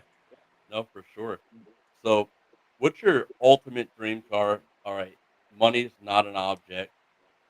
What would it be, and how would you build it? So I feel like I'm gonna disappoint a lot of people with this one, and I feel like a lot of people would think it'd be a hypercar of some sort or something like that. My dream car is actually like I feel like attainable within my lifetime, and Zach knows I do intend on hopefully owning one within the next few years. If my motor didn't blow, I probably would have got one a little bit sooner, but I have to rebuild that, and it is a Evo 9. Really, Yes, Yep. Evo 9. Okay. yes. What? Why do you want an Evo 9? What brings you to that? All right, so I can go on for days about this car, but I will give you like three main points on why I like it. So for me, Mitsubishi, even though I do own an Acura and I do love Honda and Acura, Mitsubishi is to me the best overall car manufacturer of all time. In my Really? opinion, I feel like they Okay. did the Wow. best with their designs of their vehicles. They emanated beauty. Look at the 2G Eclipse, the 4G Eclipse, the Evo 9, the Evo 10, you know what I mean? They embodied what a car was supposed to be, which was to showcase beauty as if it were a female. Cars back in the day, when they started making the beautiful cars and the Porsches and the Ferraris, they were made in light of women. They were in the curves of the cars were the embodiment of women's bodies. So to me, I feel like Mitsubishi held true to that throughout their years. That's also why I own a third gen Acura TL. She a little big booty girl, you know what I mean? Mm, She yeah, got yeah, that yeah. wideness in the Yeah. rear. Yeah. And Yep. I love the curves and the angles on the car. So for me, that Evo 9, especially my dream version would that be to have the Voltex body kit, which for me is just over the top and I would love it. Like there's a local enthusiast in Allentown or I don't think she lives in Allentown, but she's in that area. Her name is Christy. And We all know Christy, one of my good friends. yeah, she's a good friend of mine too. And her car, like every time I see it, I'm just like, one day. Like her car is such an inspiration for me because when I finally get mine, I hope that is half of the car that hers is one day. She embodies the full on. I am gonna build the car the way I want and Yep. not do it any other way. And she puts pride in everything she does. I will tell you that girl will not put a a replica part on her car. She is that into the build and that into doing it right.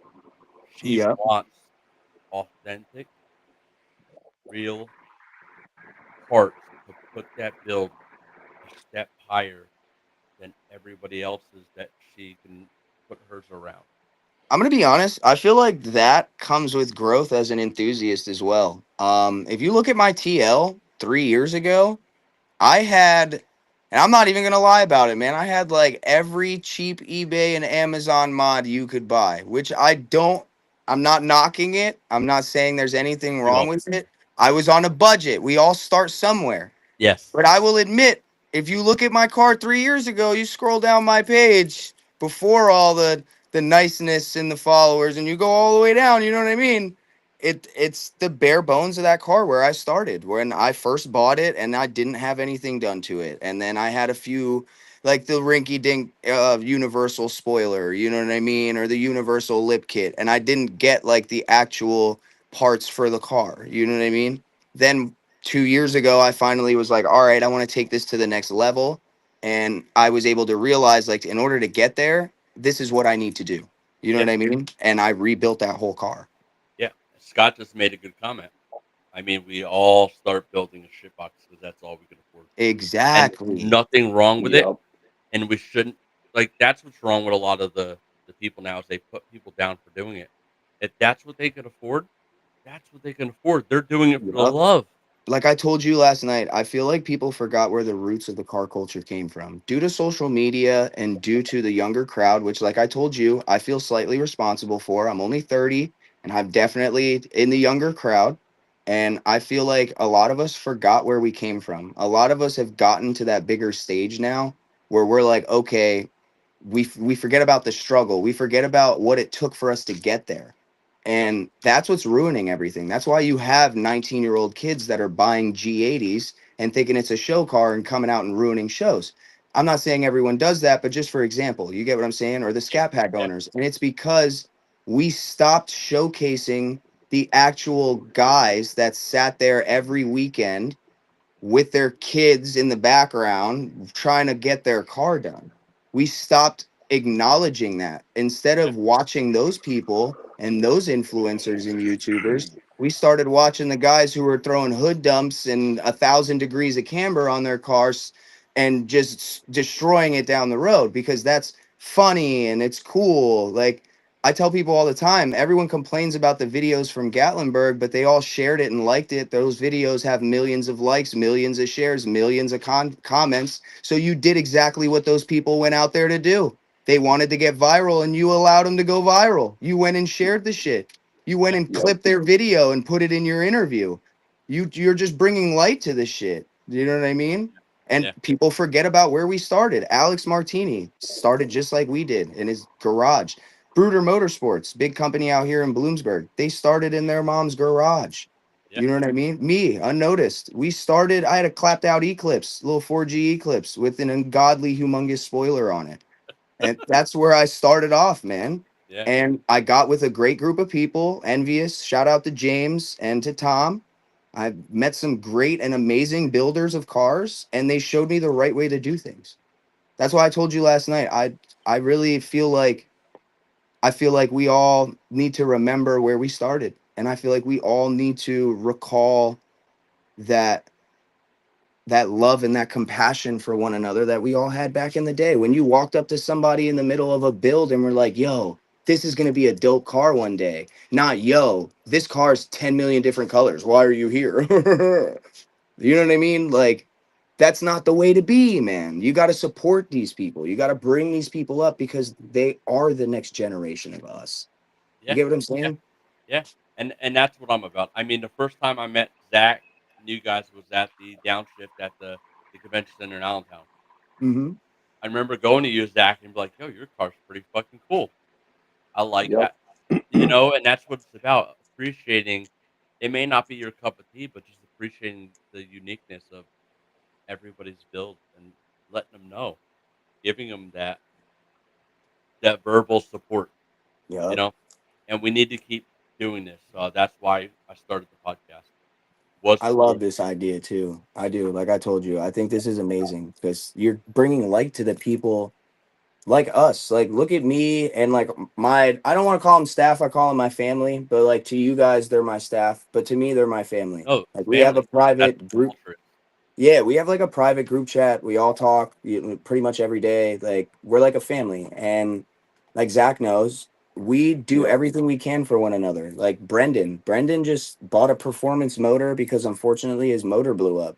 Me and Rob swapped that in his driveway Seen the video. while Yep. working, hosting shows. Like in the middle of us hosting Static Wars, we were doing a motor swap in his driveway. That's what it's about. No one even had an idea that that's what was going on as soon as we left the show. You know what I mean? So Yeah. like people forget that that's what it takes. Like my motor blew and you would think I'd be so stressed out. And I feel like the only thing I'm stressed about is the fact that the parts to fix it are so expensive. But like other than that, I'm not really stressed because I know I got a good group of guys and we're all going to get it done and it'll get done good. And that's what we need to start showcasing again. We don't, and no offense, like I love these guys like Tilted TDI or like some of the other influencers that are into cars like Tay Wavy and some of these stance guys.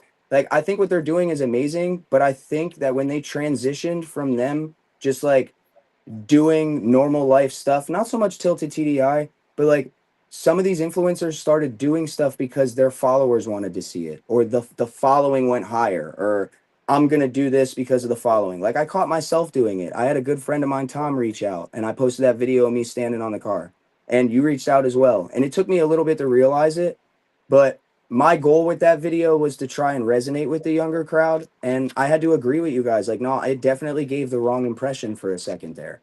Like, why are you standing? You wouldn't do that if it was your Acura. You know what I mean? So, like, I feel like we have to, as the more adult group coming into it, like I told you yesterday, we have to like set a standard.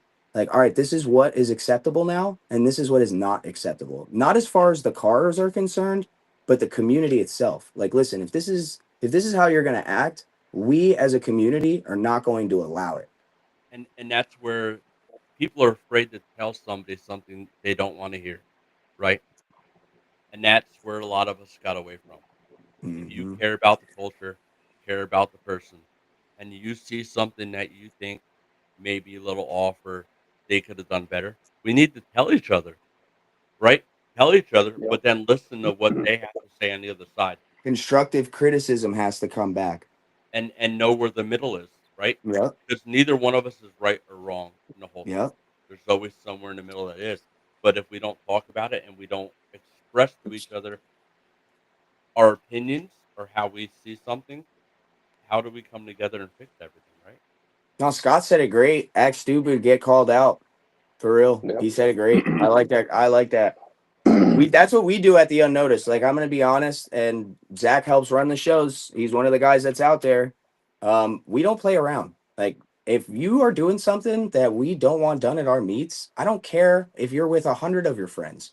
I'm going over there and I'm gonna tell you.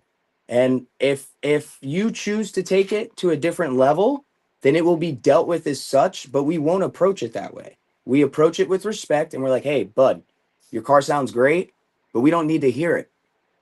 You know what I mean? Like we'll let you know in a nice way, but if we tell you the nice way and you continue and you just ignore us and then that's when we take it. All right, hey, listen, you got to go. You know? No. Yep.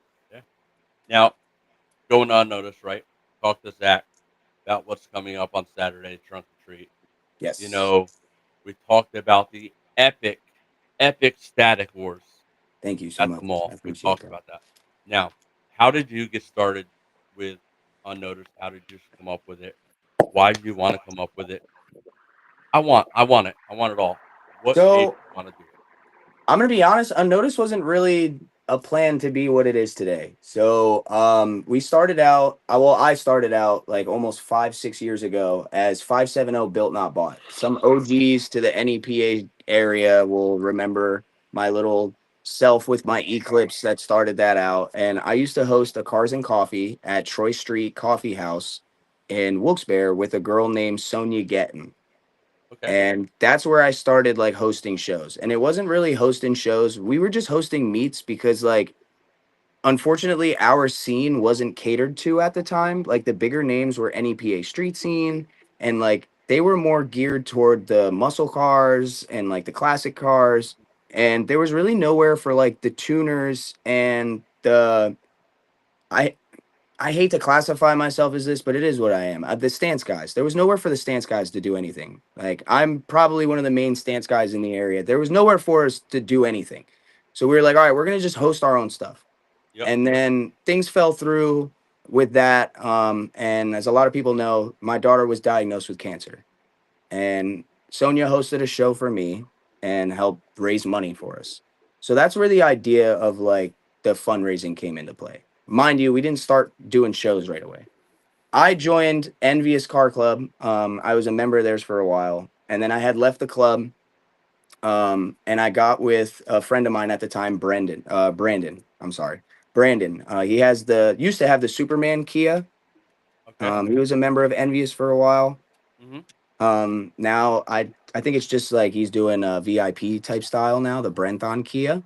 But it was him and DJ Hollywood, Yeah. and we So were he's still we part of Envious. oh, I think both of them are actually. Yeah. Yeah. But so we all had just left clubs at the time. And we were like all hanging out and we were a nice little clique for a while there. And we wanted to start our own thing. So me and Brandon came up with Unnoticed. In the beginning, it was just called The Unnoticed. And it was a car club.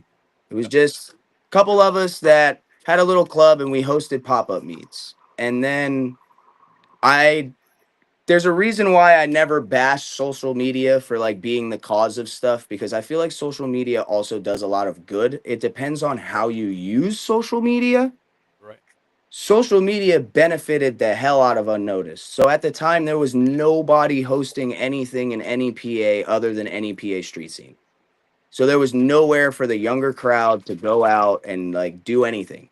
So Right. when we were hosting meets, we were hosting some of the biggest meets in the area down at the boat launch. We were hosting them at Gabe's. We were at Kirby Park. We were all over. You know what I mean? And then it kind of just grew from there. And me and Rob ended up just being sole owners and partners. And we decided to just transform it. We did a couple charity events. We had a club for a little while. And then we met Zach like almost 2 years ago now. And Zach changed my outlook on a lot.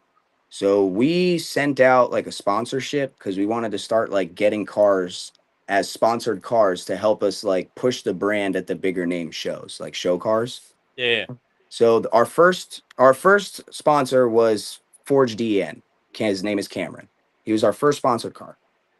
And in the beginning, he was from Maryland. So like we didn't meet him very often. And he was just like social media would tag us. Then we met Zach.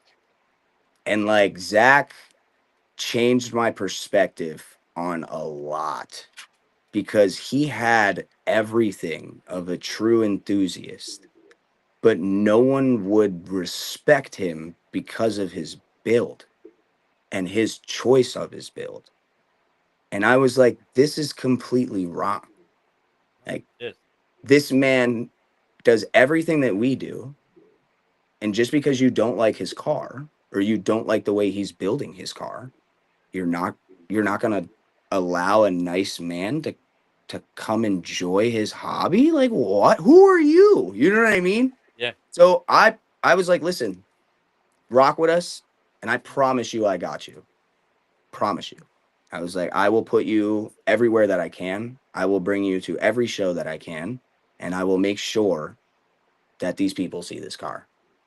And he had faith. He's one of the very few that have had faith and have stuck with us and have been with us. And that's where Unnoticed shifted into being a community based brand where I wanted to showcase others and I wanted to help build others, because through Zach, he helped me realize, not just as a company, but as a person, how much we had to offer other people in a positive way. Like I didn't realize what I did for Zach until Zach told me. And then I put it all together and like ran our friendship through my head. And I was like, wow, like I just I just wanted to be a good friend. You know what I mean? And I Yeah. feel like more people just need support, whether it's, hey, nice car, or "Hey, holding a door," like I said in my video. Like, that's what people need. So that's what transitioned the brand into what it is now. Now we want to showcase the best of every aspect, not just cars, the best people, the best brands, the homegrown to the heart, you know? Yeah. No. That's grassroots. You're bringing it back. Yeah, and that's About. that's where we are now. Now we are just focused on building the community, and our shows are focused on not just the show side of the show cars. Like, we do have our judging with paid judges, and like we do have like full judging sheets that we do. We walk around, we talk to them. So, but we don't just focus on that. That's why we do like the outside stuff as well for everybody else. You know what I mean? So we Yeah. try to like cater to the whole community with our events. Like, we don't, you could walk into our mall and you can see a fully built show car with the works, belongs at SEMA, and then right next to it see one of the locals with his Honda that is in the process of rebuilding it, because Yeah. we want to inspire him. So yes, I'm putting him in there. Yes, I will put him inside of the mall, even though his car's not done, because I know if I do, that'll inspire him to finish it. So when we do the next one, he'll be done. One You know what culture, I mean? one community. It's about all of us. Exactly. every car, every build, every person. Um, like I was telling Zach, right? I was never a camera guy. Never wanted to put my face out there. Being up here in this car community and culture, which I said is the best I've seen from here to Florida, has made me want to get out there and talk, motivate, spread the word. Um, Coming up next year, what is your focus for the unnoticed? What are your goals? So next year, our main goals, I'm gonna be honest, is our shows. So we were blessed with the opportunity to book two-day events next year inside in a mall. So we're gonna have one in March and one in September, and they're 2-day events. It'll be like same day roll in, same day roll out, and then roll in and roll out. Very similar to like how Slammed Enough does theirs, but we're not doing it the same way. You know what I mean? Like Yeah, we just, as far as roll in, like the cars can roll in same day, roll back out, roll in the next day, roll back out. You don't have to leave your car overnight. But we're gonna have a two-day shows, and then we're gonna be doing a lot of like cars and coffees, which will be ran by Zach. Zach will be running it. We'll either have it in Williamsport or we'll have it at our Quaker Steak and Lube. We haven't decided where yet, but we do have some things in the works. So he will be running that, and then Rob will be doing a lot of stuff. So as you guys know, Rob got like a performance Audi and is doing a lot of Audi stuff. So we're gonna have Rob do like some race days because they do have like a race track day at New Media, and I think it would be great for like us to be able to get a group of people to go out there and support that and show the community that it's still open because I feel like due to where it is, there's not a lot of people that go because it's in the middle of nowhere. yeah, So I would like to bring attention to some of those things so that way it becomes an outlet for these guys. So we're not out street racing. We can go to this track that's open every Friday to the public, you know? yeah, So yeah. like I'd like for Rob to start doing that, and then Brendan will be getting involved with like a lot of the bike stuff, and he'll be helping us out with a lot of our social media. So we'll be having like a website coming out. We will be doing merch, as you guys know. For years, I've always hated doing merch. I don't like as a community based company. I don't like profiting off of my community. So like when you do merchandise and you do shirts, obviously you're going to turn a profit. So I try to find an outlet to give that money back somehow. And I didn't have a way to do that. And now I do. I do have a charity that I am working with. So we'll be able to like donate some of that money back. So I don't like to, like I said, I don't like to take away from the community, you know? Who's that charity? The exact, it will be the Janet Weiss Children's Hospital where my daughter receives her chemotherapy right here in Danville. That's So we awesome. will just every time we get like a payout from the website or any of the merch, we will write them a check and we'll have my daughter deliver it and we'll do like a little story or something on the page or something like that. You know what I mean? That's phenomenal.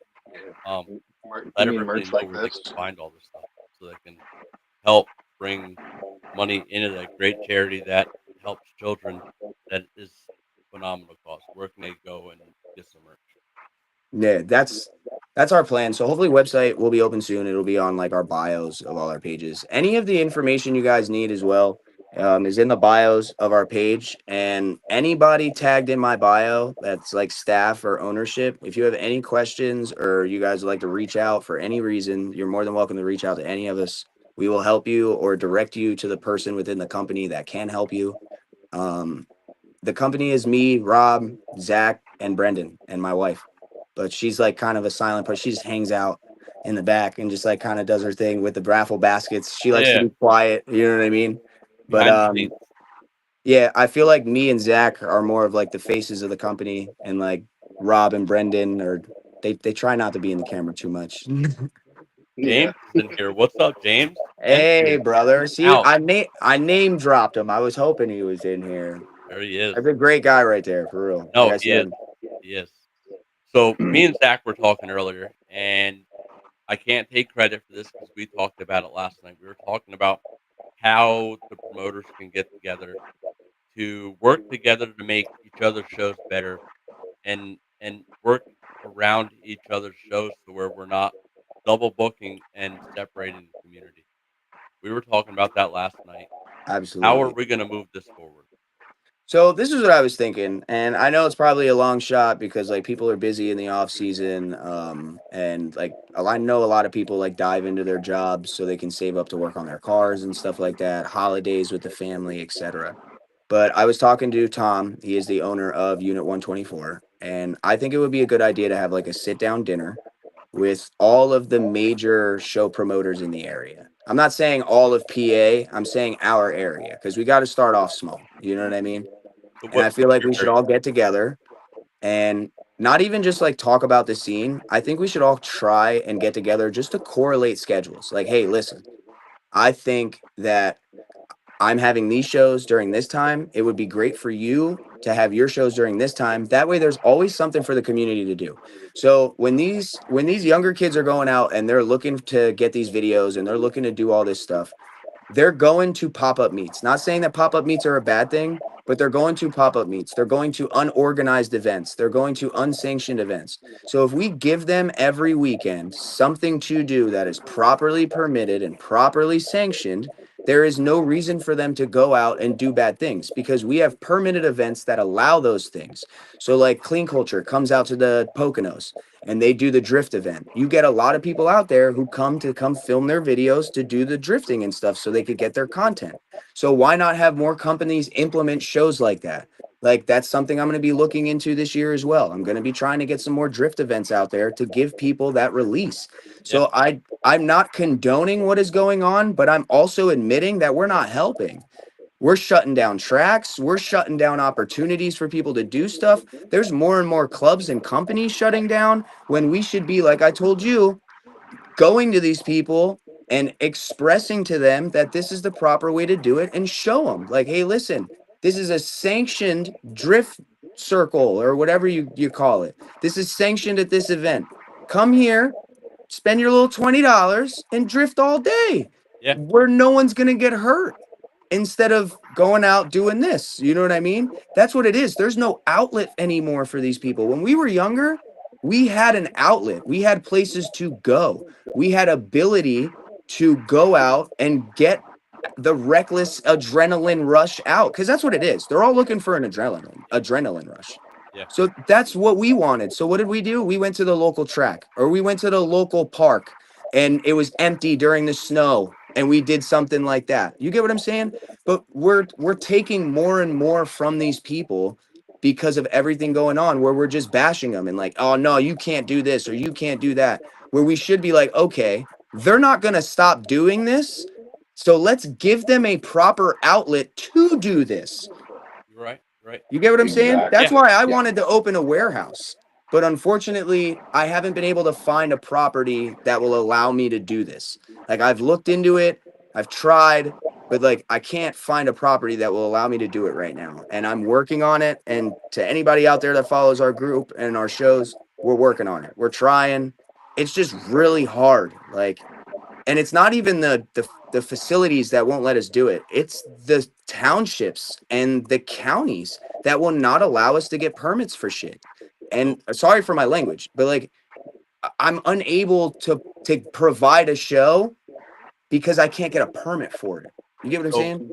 that's where we have to you guys I would love to get you guys in contact with SEMA Action Network because that's what they're doing. They're fighting for our rights to be able to do things in communities so these cities or towns can't deny us permits to have an event to pull kids off the street, right? Because Yep. again, it's giving them something to do. That's what SEMA Action Network is all about, fighting for our way of life, because that's what it is. It's our way of Hmm. life. You see James, with Envious, they're all about the same thing. Grace just chimed in. I don't know if you know, but here at Keystone State Studios, we're working on getting our nonprofit set up, and we want to start doing more shows to do the same thing, get the kids off the street, Yes. give them something to do. So all of us coming together in a community, working together as a collective, we can achieve that vision. And by coming together, we can maybe change these townships or cities' minds on who we are and what we're about and show them Hmm. it's about community and doing the right thing, especially when we're giving back. Yep. A Exactly. lot of Yep. these bigger ones, right? I hate to say it, but slammed enough. They're huge, right? They're big. But what are they giving back to the community? They No, did nothing. last year help with the hurricanes. I will say that. Last year, they donated a shit ton of money for hurricane relief. And Yep. Heidi, the owner, amazing person, like they do donate. And I get where you're coming from. I do feel like moving forward, Slammed Enough needs to provide an outlet outside of the shows that they do for the people that they know are coming out. Like I'm gonna be honest, like if I would have known that my show would have gotten the mass that it did, I would have gotten contracts with the local hotel to get discounts for these people. And I would have went to other places and had other companies host meets and help them get the permits for the meets so that way I could control this. That was what the issue was. I was there for everything. There was no control, there was no structure. It was just let's go out and let's just do whatever. You know what I mean? Yeah. So I if I would have known I would have got the turnout that I did, I would have planned accordingly outside of just the show days to do what needed to be done to control the masses of crowd. You knew there was 100,000 plus people coming. You were all over TikTok, all over Instagram, and you didn't plan accordingly. Yeah. You didn't. You get what I'm saying? And even Yeah. if they tried to, it was too late. Yeah. Like the hype was already there. There was. You know what I mean? And that's what sucks. So like I don't even blame Slammed Enough for that. I blame the hype behind it and the influencers that hyped it and then were nowhere to be found show day. Yep. Half the influencers that were there did not go to the fucking show on Saturday. You don't see a single video of these influencers at the show inside the show. Yeah. But they had all the hype over being out there. Clicks. They got the clicks. Exactly. And that's what fucked it up, bro, is these quote unquote influencers that, no offense, because I do it too, we all still watch. Yep. You know how many people still tune into the guys that are the real issue of what happened? Everyone. If we all started mass unfollowing, It'll never happen. no, it won't. Now, Never happen. I want to go back to the giving back part. What I was talking about, let me clarify a little bit more, is wherever we're doing that event, we're giving back to something in that community. Like, Yep. say we give so much to the schools, that will entice that township or that city to want to allow us in or back. Because when we're Exactly. coming Look at in and Sealands doing Grove. something, we're giving it back to them Look to at help. Sealands Grove.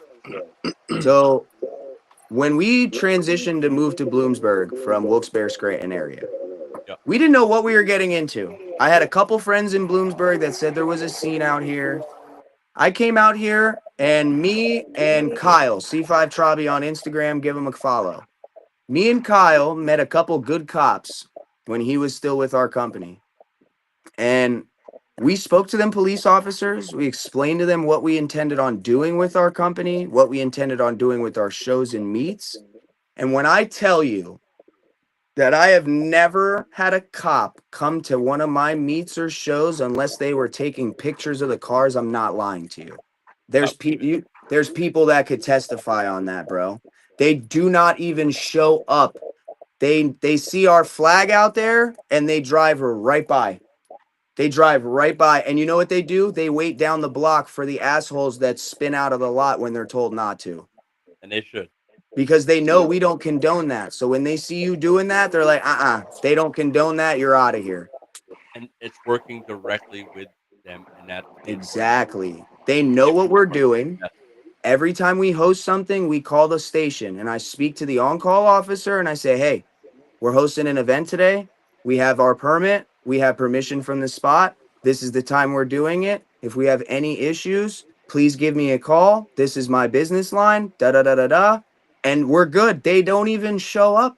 We literally had a cop. Well, Zach, you were there that day. The cop Yep. came to our meet and took pictures with the cars, like with his phone, came out of the cruiser and was taking pictures of himself with the cars at the meet. And then got in his cruiser, said, peace out, let us take pictures with the cruiser, and then he went home. yeah, yeah. Yep. Like that's how it should Community, be. man, Yeah, community. like that's how it should be. And we did it at a Denny's where they offered 5% off for anyone who ate at the Denny's, just to bring people in. Yeah. Yeah. Like you can't beat that. A free meat and you get a discount for some food. Come on Can't. now. And like I'm you there. said Exactly. in the chat, if we start working with these communities hand in hand and showing them we're here to give back, Yep. we won't have these issues because they know we're here for the right reasons. Did you figure it out? I need to buy a new one. All right. Just send me a link on Amazon. I'll order it. I mean, if you want a link for Amazon, I'll send you a couple. No, I so mean, you know what I'm saying? I got some. So my wife got this Same. like cool new thing that Amazon has. It's called a Luna controller, and like you can play games through Amazon on this controller, like through the Fire Stick. And we got it for my kids. Well, there's a video game that I have to like upgrade my PlayStation for from a PS4 because I'm ancient to a PS5 in order to play this game. Well, the Fire Stick has the game. So I'm like, okay, I'm going to save money. And the kids are just burnt at night. And I'm taking this game because they're supposed to be in bed anyway, you know? And of course, it doesn't work on my TV. Oh man, damn. But let's go ahead and we're gonna wrap this up with final thoughts and advice for the car culture of the younger community. What is your advice to leave off tonight to give to them to remember going into this? So my advice will be this, because like I told you, this is going to be a segment me and Zach are going to start doing on the unnoticed page here soon, where we're going to be asking the same thing to other enthusiasts at shows around the world. And my main thing that I could offer is, and mind you, like again, I am a stance guy, and I will always admit that. I love being static. I love the feel of it. I've been driving on skateboard, feeling suspensions my whole life, right? Yeah, Do not do anything to please anybody but yourself. That is my biggest piece of advice. I have been in the biggest rooms with the biggest people, and I've been in the smallest rooms with the smallest people. And I'll tell you this right now, from the top to the bottom, they're all the same. And it all comes down to who you are. They will see you for your genuineness, and they will see you for your true character. And always, always, always, always stay true to that. Do not change who you are for views. Do not change who you are for other people to accept you. Be you, because the people who will love you will find you. exactly. Well said. Love it. Can't get better than Yep. that. Zach, any final words? Well, for any of the new up and coming kids to the scene, find yourself a group like Unnoticed. I mean, Lucky reached out to me when I was ready to just give up on the whole car scene. And if you're really searching, or if they are really searching, as was Lucky, and someone reaches out to you with a company like Unnoticed, I mean, you truly find your family in the car scene, because that's what they are to me. I mean, they brought me from the the bottom of the barrel where I was like, you know what, I'm kind of done with the car scene. And then Lucky reaches out. He's like, hey man, sick ride. Like, I love what you're doing. I can see the vision. I see what you're doing. I see what you're going for. I want to bring you in. Like, let's see what we can really do with this thing. Let's get you out there. It's like, Definitely. well, hell yeah, man. That's what I needed. And ever since then, man, like he said, it's been about 2 years now, and it's it's been a damn good ride, and I can't wait to see where it goes from here. I Definitely. love you, And fam. you just got to find the right people, or those people will find you, man. I do. Destiny is destiny. Fate is fate, man. I For believe real. in that wholeheartedly. You're absolutely right. We said earlier, car culture is more than just, cars. It's mental health. It makes people feel better about themselves. I was saying earlier, I had never got on a camera and got on until I started feeling comfortable with what I'm doing, and it's because of everybody I've met out in the car culture and the scene here. It's not specifically one; it's all you guys. I've met so many great people that's given me the confidence to be myself, spread the word, and build a better community.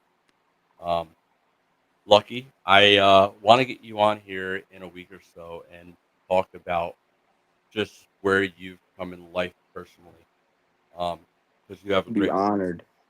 you have a great story, and a lot of people need to hear that you could be at the bottom and still rise out of the ashes and be happy and become what you want. Thank you. I And appreciate that. that's what this is about here: spreading love, positivity, community, culture. Um, Guys, I appreciate you being on here tonight. We're Appreciate you definitely having gonna me. do more. Appreciate you Um, having me here, man. Yeah, no, Zach, I love you, dog. Love you, do it, bro. doing this again. Until next time, everybody, stay low,